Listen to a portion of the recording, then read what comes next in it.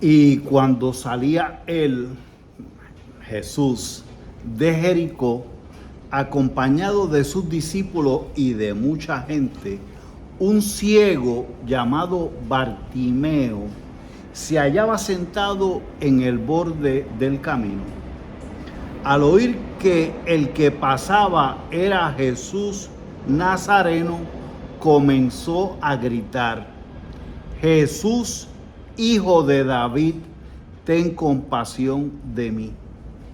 Muchos lo reprendían para que se callara, pero él seguía gritando todavía más fuerte: Hijo de David, ten compasión de mí.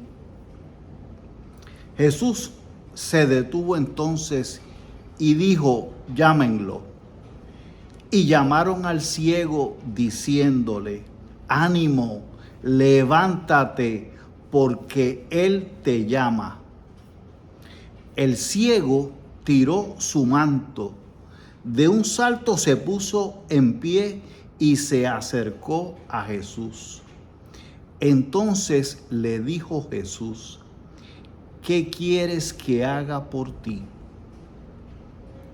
El ciego le contestó: Maestro, que pueda ver. Jesús le dijo: vete, tu fe te ha salvado. Al momento recobró la vista y comenzó a seguirlo por el camino. Termina la cita del Evangelio de San Marcos, capítulo 10. Ese ciego vio antes de ser curado. El ciego vio antes de ser curado. Quiero pensar que Bartimeo está en el cielo. Quizás lo podemos tomar hoy como maestro de oración. Déjame correr la película por pausa, voy a hacer 14 pausas en la película, en el video. Play. Se hallaba sentado en el borde del camino. Stop. Play. Oír que el que pasaba era Jesús. Play. Comenzó a gritar: Jesús, hijo de David, ten compasión de mí. Stop. Play. Los reprendían para que se callara, pero él seguía gritando todavía más fuerte. Stop. Play. Jesús se detuvo entonces y dijo: llámenlo. Stop. Play. Ánimo, levántate, porque él te llama. Stop. Play. El ciego tiró su manto. Stop. Play. De un salto se puso en pie. Stop. Play. Y se acercó a Jesús. Stop. Play. Le dijo Jesús: ¿qué quieres que haga por ti? Stop. Play. Maestro, que pueda ver. Stop. Play. Tu fe te ha salvado. Stop. Play. Al momento recobró la vista. Stop. Play. Comenzó a seguirlo por el camino. Bueno, la indicación de su nombre, Bartimeo, seguida de la traducción hijo de Timeo, acentúa que es a una persona en particular, una singularidad. Timeo significa en hebreo honrado, estimado. Pues ciertamente poco estimado por sus vecinos. El pobre hombre estaba al borde del camino, pero era estimado por Dios, como todos nosotros. O sea que todos nosotros somos Timeos también, estimados de Dios. Entonces, claro, cuando uno mira la escena, uno como que no entiende por qué la gente le decía que se callara, que no abriera la boca. Lo que es importante es que él no se echa para atrás y repite el clamor con más fuerza, si es posible: Hijo de David, ten compasión de mí. Marcos 10, 48. San José María, en Amigos de Dios, la nota número 195, dice: arrojando su manto dio un salto y se acercó a Jesús. Para comprender la magnitud de este gesto, conviene traer a la memoria un precepto de la ley de Moisés sobre los préstamos. Sigue diciendo San José María, citando al libro del Éxodo en el capítulo 22. Si tomas en prenda el manto de tu prójimo, se lo devolverás antes de que el sol se ponga, porque es su única ropa y con ella abriga su piel, sino con qué va a dormir. Claro, esto se da en el contexto de unas sociedades que eran nómadas, ¿verdad? Este pobre hombre que vive en su manto. El manto, estoy ahora citando a San José María, el manto era la casa de ese ciego, el lugar donde se acostaría para pasar la noche.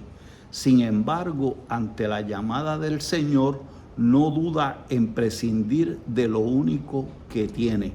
Entonces, a continuación, San José María cita Forja 6:23. No olvides que para llegar hasta Cristo se precisa el sacrificio, tirar todo lo que estorbe. Y ahí termina la cita.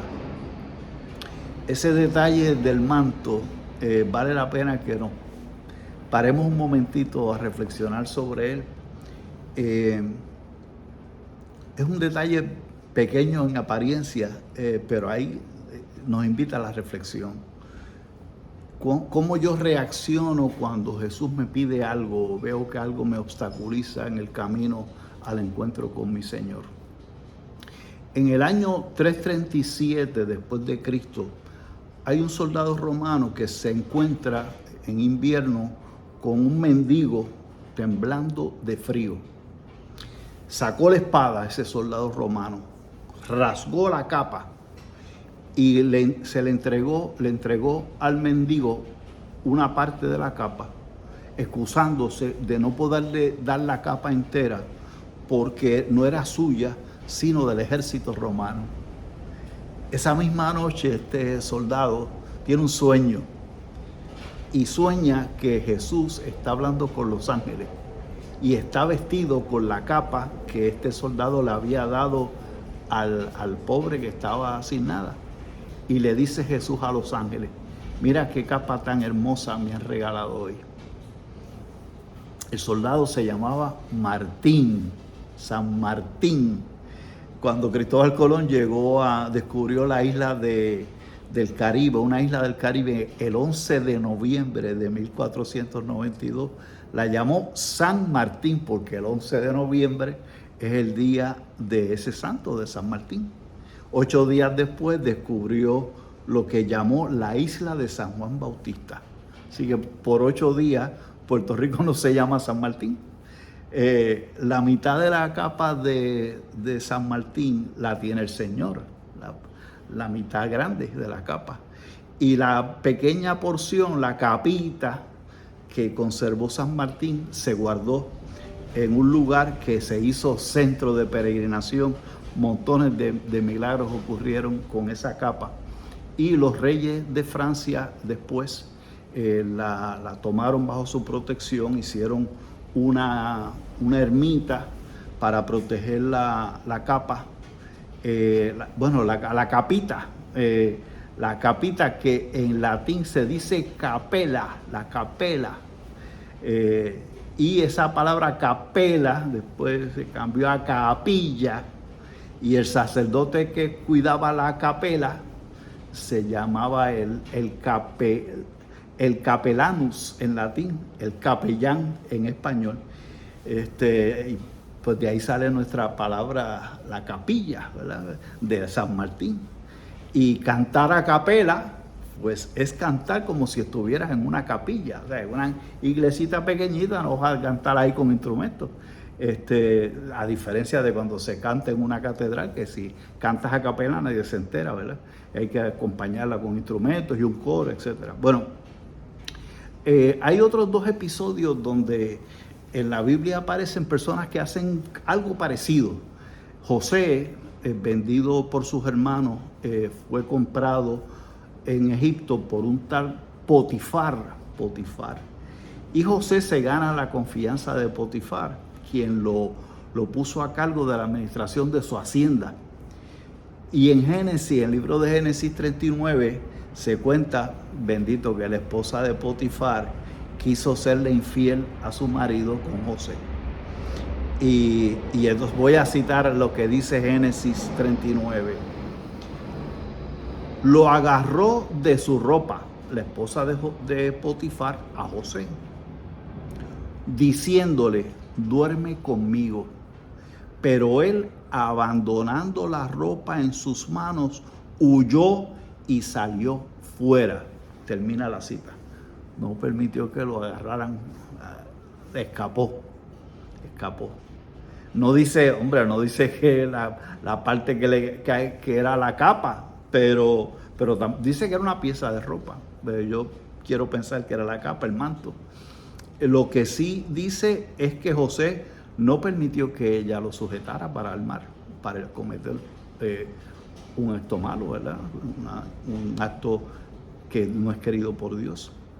Y ahora compara eso con lo que nos cuenta el Evangelio precisamente de San Marcos en el capítulo 14. Se trata de la noche en que arrestan al maestro, Judas entrega al maestro. Y hay una cosa ahí interesante. Dice el texto, San Marcos capítulo 14, versículos 51 y 52. Entonces lo abandonaron y huyeron todos. Y un joven que se cubría con el cuerpo tan solo con una sábana le seguía. Y lo agarraron. Pero él, soltando la sábana, se escapó desnudo. Termina la cita. Bartimeo arroja su manto. José abandona la ropa. El joven de Getsemaní suelta la sábana. Ninguno se dejó detener. Los tres evitaron ser atrapados. Y a mí, ¿qué me atrapa? ¿Qué yo tengo que soltar? Vamos otra vez al video.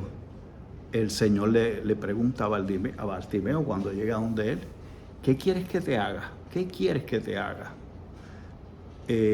La pregunta es idéntica a la que le había dirigido a Santiago y a Juan en el episodio inmediatamente anterior. En esa ocasión, la petición de los dos hermanos, casi nada, uno quería sentarse a la derecha y otro a la izquierda en el reino de los cielos.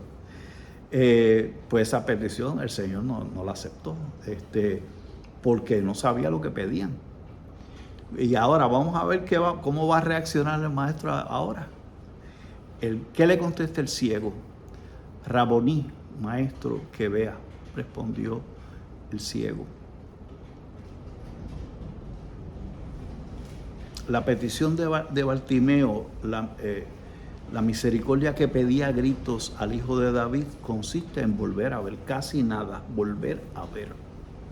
De nuevo le sale espontáneamente dirigirse al Señor, hablar con Él, decir lo que piensa sin tapujos, con mucha naturalidad, con sencillez. Y con esas mismas palabras, muchos santos han rezado después, se han copiado de esa frase: Jesús, que vea, que yo también vea lo que tú quieres de mí. Jesús, que yo vea lo que te agrada. Jesús, que yo vea cómo usar los talentos que tú me has dado para ponerme al servicio de los demás y amarte a ti, amando a mis hermanos. Cito de Amigos de Dios el punto 197. ¿No te ha sucedido en alguna ocasión lo mismo que a ese ciego de Jericó? Yo no puedo dejar de recordar que al meditar este pasaje muchos años atrás, al comprobar que Jesús esperaba algo de mí, algo que yo no sabía qué era, hice mis jaculatorias. Señor, ¿qué quieres? ¿Qué me pide? Presentía que me buscaba en algo nuevo, y el Raboní Udvidia, maestro que vea, me movió a suplicar a Cristo en una continua oración: Señor, que eso que tú quieres se cumpla. Termina la cita. Bueno, Jesús escucha la petición del ciego y no la rechaza. Le dice, y entonces le dice la contestación: anda, tu fe te ha salvado. Y al instante recobró la vista. La declaración que hace Jesús nos revela el punto más importante del episodio, porque interpreta con autoridad la conducta de Bartimeo, su perseverancia, su prontitud en obedecer, su desprendimiento de todo lo que posee. No eran consecuencias esa respuesta, hijo de David, soltarlo todo, caminar hacia el maestro a quien no veo. Bueno, lo ve con los ojos, pero lo ve con la fe, con el espíritu. Y entonces no sorprende la frase con que San Marcos concluye el relato. Dice, y le seguía por el camino, y le seguía por el camino. Después de ser curado, le seguía por el camino. La fe que movió a Bartimeo a pedir con insistencia y superar las dificultades, lleva finalmente a transformarle en un discípulo, ¿verdad? Muchas veces pedimos cosas al Señor y cuando las concede, pues ya nos olvidamos y seguimos para adelante. A la próxima petición.